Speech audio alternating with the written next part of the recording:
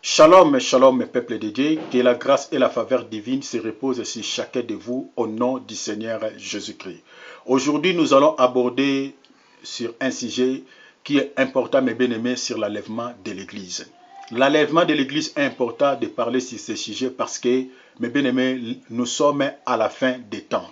L'Église est proche à l'enlèvement. Mes bien-aimés, le Seigneur Jésus-Christ nous a donné plusieurs signes, mes bien-aimés, qui vont caractériser l'enlèvement de l'Église. Nous allons lire plus Matthieu 24. Mes bien-aimés, c'est là où le Seigneur a parlé beaucoup de signes, nous a donné beaucoup de signes, mes bien-aimés, qui vont précéder l'enlèvement de l'Église. Parmi les signes que le Seigneur nous a donnés, il y a premièrement la séduction. Le Seigneur a parlé de la séduction, que plusieurs personnes qui vont venir sous son nom, qui vont prêcher autre chose que Jésus-Christ de Nazareth, qui vont prêcher autre chose que les messages que les apôtres nous ont légués, mais bien aimés, tout simplement pour séduire les gens. Mais bien aimés, ça, nous pouvons lire ça dans Matthieu chapitre 24 à partir du verset 4 à 5, la séduction. Nous le voyons aujourd'hui dans plusieurs assemblées dites chrétiennes. Ces gens-là, mes bien aimés, leur message n'est pas fondé sur Jésus, leur message n'est pas fondé sur la sanctification et la crainte de Dieu, mais leur message est basé sur les choses de la terre. Ils ne prêchent pas les choses d'en haut, comme les apôtres nous ont dit dans Colossiens chapitre 3 verset 1, que affectionnez-vous aux choses d'en haut et non à celles qui sont sur la terre. Mais il dit non, nous n'allons pas prêcher les choses d'en haut, mais nous allons prêcher les choses de la terre. Ces gens-là, mes bien-aimés, sont là tout simplement pour séduire les gens. La séduction est l'un des signes, mes bien-aimés, qui caractérise l'enlèvement de l'Église. Mes bien-aimés, autre signe, nous pouvons le lire dans Matthieu chapitre 24 à partir du verset 6 à 7, là où le Seigneur nous parle des guerres, la famine et les tremblements de terre. Mais bien aimés, aujourd'hui nous voyons d'autres nations qui se lèvent contre d'autres nations. Nous les voyons des guerres partout, mes bien-aimés. Nous les voyons en Syrie, en RDC, mes bien-aimés, d'autres nations qui se lèvent contre d'autres nations. Mes bien-aimés, ce sont des signes mes bien-aimés, que le Seigneur nous a donné qui caractérisent l'enlèvement de l'Église. La famine aujourd'hui bat son plein dans plusieurs pays, mes bien-aimés. Il y a la famine, mes bien-aimés. Même en Europe, il y a la famine, mes bien-aimés, dans plusieurs pays, mes bien-aimés. La plupart des nourritures que nous achetons, mes bien-aimés, il y a des chimies à l'intérieur, tout simplement parce qu'il y a la famine. Ces gens-là, mes bien-aimés, n'ont pas le choix, mes bien-aimés. Pour éviter la famine, mes bien-aimés, ils mettent des produits chimiques pour que les choses grandissent, deviennent matures plus vite, mes bien-aimés, pour vendre aux gens. Il y a la famine, mes bien-aimés, partout à travers le monde. C'est prophétisé dans la parole, mes bien-aimés, qu'il y aura la famine, mes bien-aimés. Et nous le voyons, cette prophétie s'accomplit sous nos yeux. Parmi ces signes, il y a les tremblements de terre.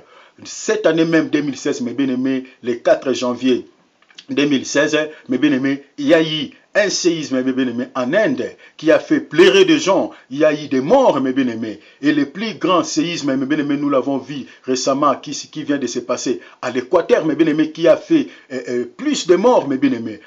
Au Japon, n'en parlons pas. En Chine, mes bien-aimés, n'en parlons pas. Il y a eu des séismes à travers le monde, cette année même, mes bien-aimés, dans le Seigneur.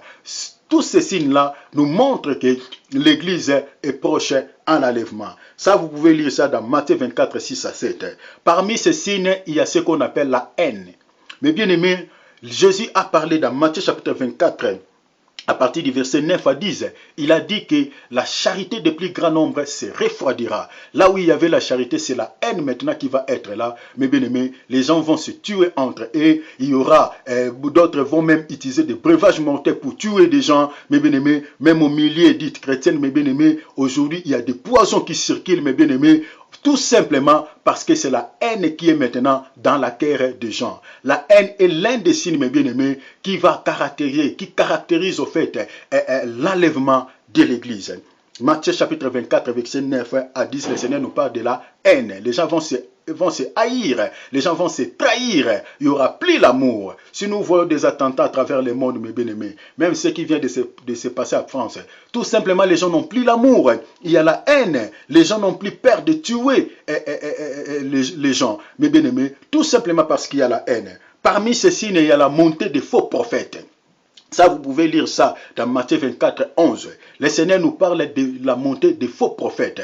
Aujourd'hui, tous ces gens-là qui étaient dans le riz, mes bien-aimés, les Bonaventure, qui lisaient des mains, des féticheurs, mes bien-aimés, ces gens-là, aujourd'hui sont entrés dans l'église, qui ne font pas autre chose, qui ne prêchent pas autre chose, mes bien-aimés, tout simplement pour séduire des gens, sont habités par l'esprit du pite, du malin, de l'esprit de l'antichrist. Ils ne prêchent pas Jésus-Christ de Nazareth.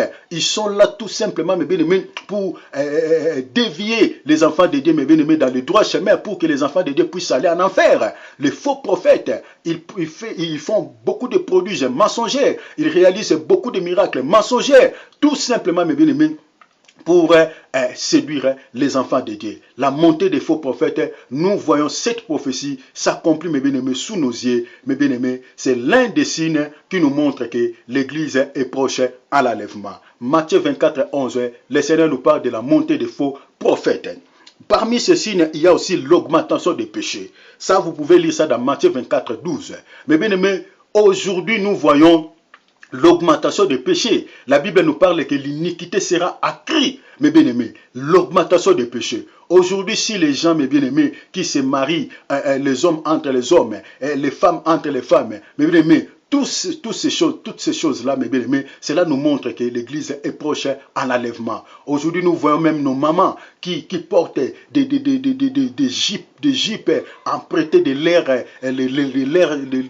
leurs enfants, mes bien-aimés, qui se promènent presque nus, mes bien-aimés, qui n'ont plus honte, mes bien-aimés. Ils se promènent presque nus, mes bien-aimés, tout simplement parce que il y a l'augmentation des péchés, il y a l'augmentation de l'iniquité, et nous parlait la parole de Dieu. L'augmentation des péchés, mes bien-aimés, est l'un des signes qui nous montre que l'Église est proche à l'enlèvement. Ça, comme nous venons de dire, que vous pouvez lire ça dans Matthieu 24, verset 12. L'augmentation de l'iniquité. Nous voyons plusieurs sortes de péchés, mes bien-aimés. Vous-même, vous pouvez ajouter, mes bien-aimés. Il y a plusieurs sortes de péchés que nous pouvons parler. Les attentats, n'en parlons pas. Les vols, les mensonges. Mes bien-aimés, beaucoup de gens n'ont plus la crainte de Dieu. Beaucoup de gens qui viennent à l'église, mais qui n'ont pas la crainte de Dieu. Il y a l'infidélité dans des mariages. Il y a l'impudicité en outrance. Mes bien-aimés, aujourd'hui, la sexe est exhibée. Mes bien-aimés, il n'y a plus la crainte de Dieu dans les cœurs des gens. Mes bien-aimés, même au milieu des choristes, il y a l'impudicité. Au milieu des soi-disant hommes de Dieu, il y a l'impudicité. Il y a des choses, mes bien-aimés, qui se passent même dans les milieux soi-disant des enfants de Dieu. Tout simplement parce qu'il y a l'augmentation des péchés, comme nous parle la Bible. L'augmentation des péchés est l'un des signes qui nous montre que l'Église est proche à l'enlèvement. Parmi ces signes, il y a la bonne nouvelle qui sera prêchée partout dans le monde entier. Le Seigneur a dit avant l'enlèvement de l'Église, la bonne nouvelle sera prêchée partout dans le monde entier. Aujourd'hui, mes bien-aimés, dans des pays où il n'y avait pas de chrétiens, aujourd'hui nous voyons les chrétiens. Dans des milieux où il n'y avait pas la parole de Dieu, ces gens-là n'avaient pas écouté, n'ont jamais entendu parler de Jésus, mais aujourd'hui la parole est arrivée même dans des milieux là. Dans des milieux, par exemple, dans des forêts équatoriales, là où il y a des pygmées. Ces gens-là, des missionnaires sont allés même dans des contrées pareilles. Ils ont prêché la bonne nouvelle à travers l'Internet, mes bien-aimés. La parole de Dieu arrive partout dans les quatre coins du monde. Comme je parle maintenant là, quand je vais... Comme je parle maintenant là, quand je vais publier, mes bien-aimés, tout le monde va voir, tout le monde va écouter, mes bien-aimés. La parole de Dieu arrive, mes bien-aimés, même dans les extrémités de la terre, comme nous montre la parole. La bonne nouvelle qui est prêchée aujourd'hui à travers le monde entier, mes bien-aimés, est l'un des signes aussi qui nous montre que l'enlèvement de l'Église est là. Ça, vous pouvez lire ça dans Matthieu 24, verset 14. Parmi ces signes, il y a l'abomination qui va s'introduire dans les temples. Mais bien aimé, cette prophétie va s'accomplir à deux temps. Mais bien aimé, sur le plan strict, cette prophétie va s'accomplir après l'enlèvement de l'Église. Mais d'une manière générale, mes bien-aimés, comme nous parle dans 2 Thessaloniciens chapitre 2 à partir du verset 8 à 9, 10, mes bien-aimés, la Bible nous parle que le mystère de l'iniquité agit déjà. Mais bien-aimés, cette prophétie, au moment où nous parlons, cette prophétie sur le plan général est accomplie. Parce que la présence de l'Antichrist sur le plan spirituel est déjà là. Dans plusieurs assemblées, l'abomination est entrée dans des églises. Prenons par exemple des églises qui bénissent des mariages des homosexuels, mes bien-aimés. Soi-disant des églises qui prêchent Jésus. Mes bien-aimés, c'est l'abomination. C'est l'abomination. Mes bien-aimés, ces choses-là sont en horreur devant notre Dieu. Mes bien-aimés dans le Seigneur, Il y a des choses qui se font, des pratiques qui se font dans des assemblées, mes bien-aimés, qui n'ont rien à voir, qui sont en horreur devant notre Dieu. Tout simplement parce que la Bible nous parle que l'abomination sera introduite dans les temples et l'abomination est l'un des signes qui caractérise l'enlèvement de l'Église. Parmi ça, vous pouvez lire ça dans Matthieu 24, 15. Parmi ces signes, nous avons encore la grande tribulation. Ça, vous pouvez lire ça dans Matthieu 24, 21 à 22. La Bible nous parle de la grande tribulation. Beaucoup de chrétiens, par exemple, dans des pays islamiques, sont persécutés, mes bien-aimés, à cause de leur foi. Mes bien-aimés, on est en train de décapiter d'autres chrétiens, mes bien-aimés, à cause de leur foi. Les chrétiens sont persécutés. Ici, je vais même dire aux chrétiens de prier pour nos frères et sœurs qui sont dans des pays islamiques, de prier pour eux, mes bien-aimés, qui sont persécutés. On les tue chaque jour, mes bien-aimés. À travers le monde, il y a même un préfère, mes bien-aimés, qui avait refusé de donner sa signature au mariage des homosexuels, qui est arrêté, qui est emprisonné. On le soumet sous la loi qui est votée. On dit jusqu'à ce qu'elle va obéir à cette loi. Au cas contraire, il restera dans la prison. Mais bien aimé, voyez la persécution, la tribulation est déjà là. Les chrétiens, beaucoup de chrétiens passent déjà dans la grande tribulation dans d'autres pays, mais bien aimés dans les Seigneurs. Voilà, la grande tribulation est l'un des signes, bien que cette prophétie aussi va s'accomplir après l'enlèvement de l'Église lorsque l'Antichrist va se manifester. Mais sur le plan général, nous vivons déjà cette prophétie, mes bien-aimés, sous nos yeux, mes bien-aimés, accomplie. Cette prophétie est l'un des signes aussi, mes bien-aimés, qui caractérise l'enlèvement de l'Église.